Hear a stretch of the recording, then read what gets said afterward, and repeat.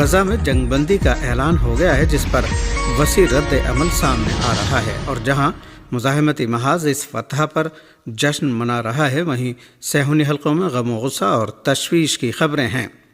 قطر کے وزیر اعظم اور وزیر خارجہ محمد بن عبد الرحمن الثانی نے بدھ کی رات ایک پریس کانفرنس میں کہا کہ فلسطینی اور اسرائیلی فریقوں نے غزہ پٹی میں جنگ بندی کے معاہدے پر اتفاق کر لیا ہے۔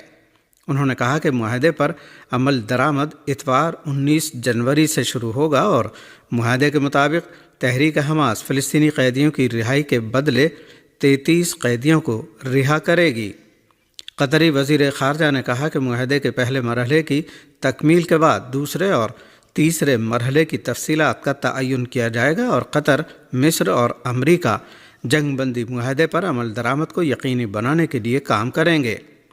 قطری وزیر خارجہ نے کہا کہ اس معاہدے کا پہلا مرحلہ 42 دن تک جاری رہے گا، اور اس میں جنگ بندی، غزہ پٹی کی سرحدوں سے اسرائیلی افواج کا انخلا، قیدیوں اور مقتولین کی لاشوں کا تبادلہ، پناہ گزینوں کی واپسی اور بیماروں اور زخمیوں کو علاج کے لیے بیرون ملک منتقلی جیسے معاملات شامل ہوں گے۔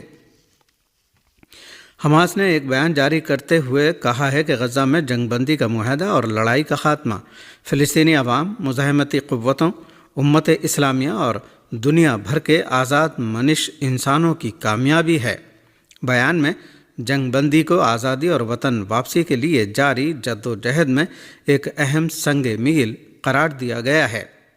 غزہ میں جنگ بندی کے اعلان کے بعد پورے علاقے، خاص طور سے فلسطین، یمن، شام اور عراق میں عوام نے سڑکوں پر نکل کر خوشیاں منائیں، جبکہ صہیونی حلقوں میں اس معاہدے پر غم و غصہ پایا جاتا ہے۔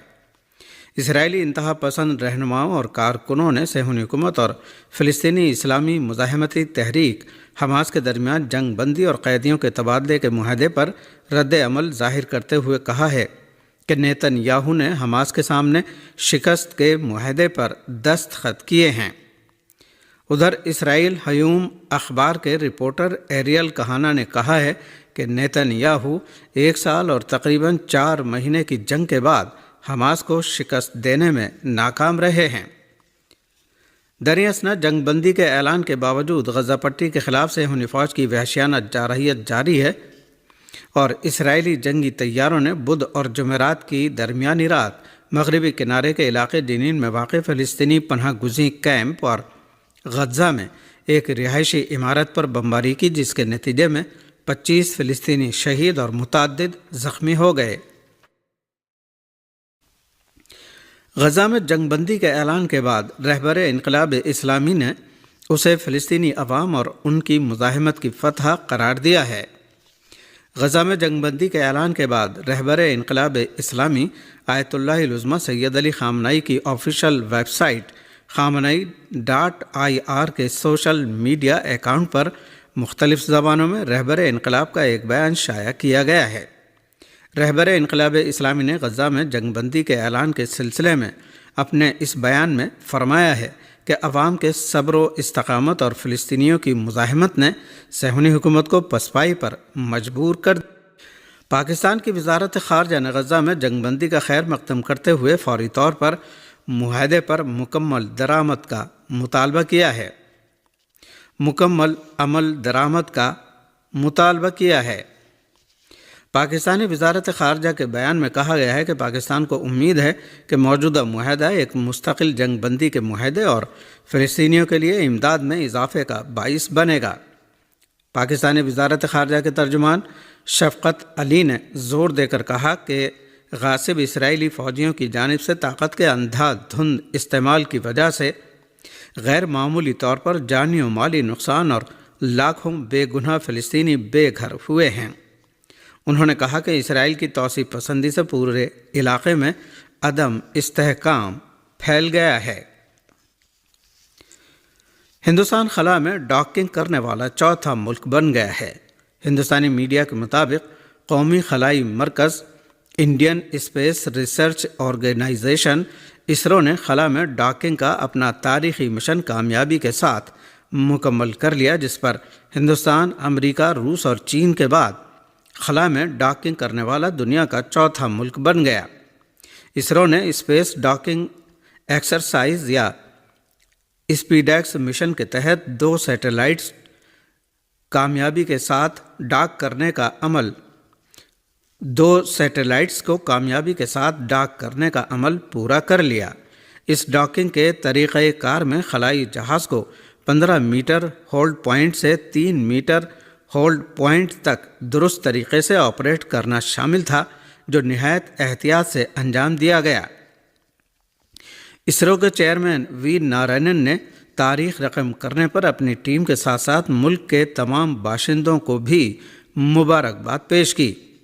موصولہ رپورٹ کے مطابق ہندوستان کو ڈاکنگ تکنیک کی ضرورت چندریان 4 جیسے مشن میں ہوگی، جس میں چاند سے نمونہ لے کر زمین پر واپس آنا ہے۔ اسرو کی اس کامیابی پر ہندوستانی وزیر اعظم نریندر مودی نے مبارکباد پیش کرتے ہوئے اسے مستقبل میں ہندوستان کی اہم اور کثیر المقاصد خلائی مہمات کے لیے ایک بڑا قدم قرار دیا ہے۔ پاکستان کی اپوزیشن جماعت تحریک انصاف PTI نے اپنے بنیادی مطالبے انتخابی دھاندلی کی عدالتی تحقیقات سے دستبردار ہوتے ہوئے چارٹر آف ڈیمانڈ حکومت کے حوالے کر دیا ہے۔ پاکستانی میڈیا کے مطابق حکومت کے ساتھ مذاکرات کے تیسرے دور میں PTI نے چارٹر آف ڈیمانڈ پیش تو کر دیا، مگر وہ اپنے اہم مطالبے یعنی انتخابی دھاندلی کی عدالتی تحقیقات سے پیچھے ہٹ گئی ہے۔ تحریک انصاف نے اپنے مطالبات میں اسلام آباد ہائی کورٹ میں رینجرز اور پولیس کے داخل ہونے کی انکوائری، بانی PTI کی گرفتاری کے بعد 9 مئی کے واقعات کی CCTV فوٹیج کی تحقیقات، 9 مئی کے واقعات میں گرفتار کارکنوں اور تشدد کا شکار ہونے والوں کی فہرست جاری کرنے جیسے مسائل کو شامل کیا ہے۔ PTI نے یہ بھی کہا ہے کہ 9 مئی کے واقعات میں ایک ہی شخص پر بار بار FIR کاٹ کر قانون کی خلاف ورزی کی گئی۔ اپنے چارٹر آف ڈیمانڈ میں PTI نے 9 مئی سے متعلق میڈیا پر سینسرشپ لگانے اور صحافیوں کو ہراساں کیے جانے کی بھی بات دہرائی ہے۔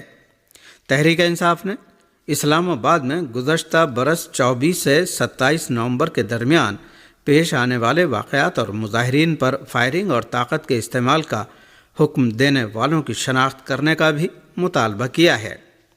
دوسری جانب حکومتی کمیٹی کے ذرائع کا کہنا ہے کہ PTI کے مطالبات سامنے آنے کے بعد ہم بھی اپنی قیادت کو اعتماد میں لیں گے۔ پاکستان کے صوبہ خیبر پختونخوا کے علاقے پارا چنار جانے والے گاڑیوں کے قافلے پر ایک بار پھر فائرنگ کر دی گئی، جس کے باعث قافلہ واپس آ گیا۔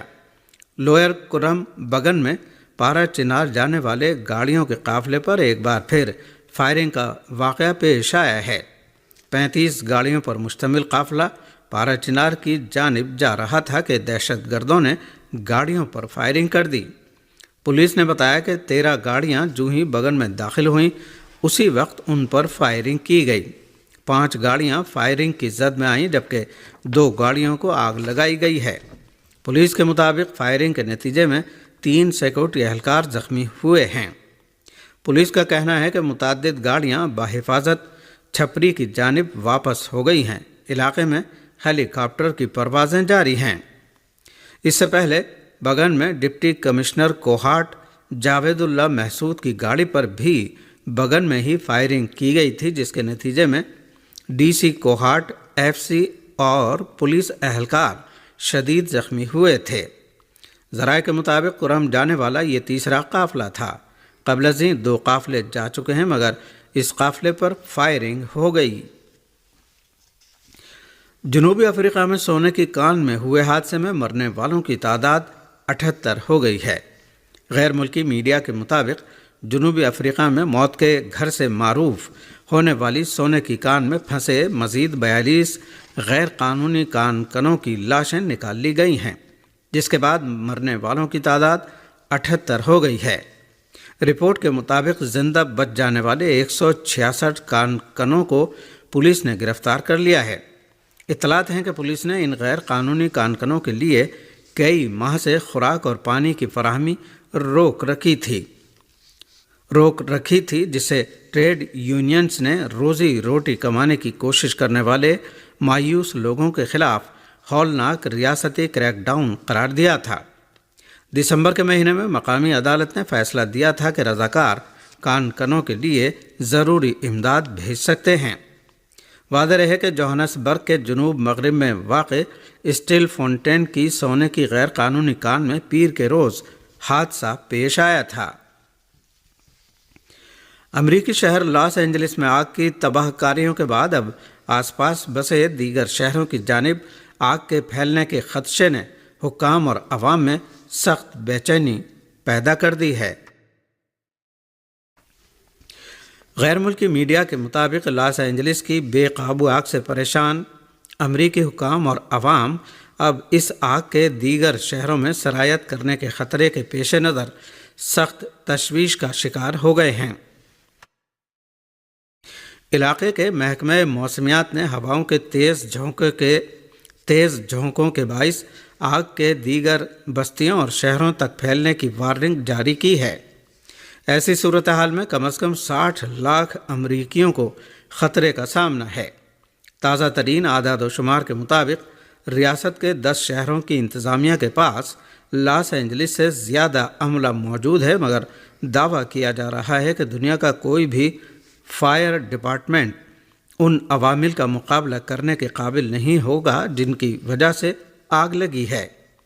वाज़ेह है कि एक हफ्ते से अमरीकी रियासत कैलिफोर्निया के शहर लॉस एंजलिस के जंगलात में लगी आग के फैलने से अब तक 25 अफराद हलाक और 12,000 से ज़्यादा मकानात मुकम्मल तबाह हो चुके हैं, जबकि 150 अरब अमरीकी डॉलर के माली नुकसान का तखमीना लगाया जा रहा है।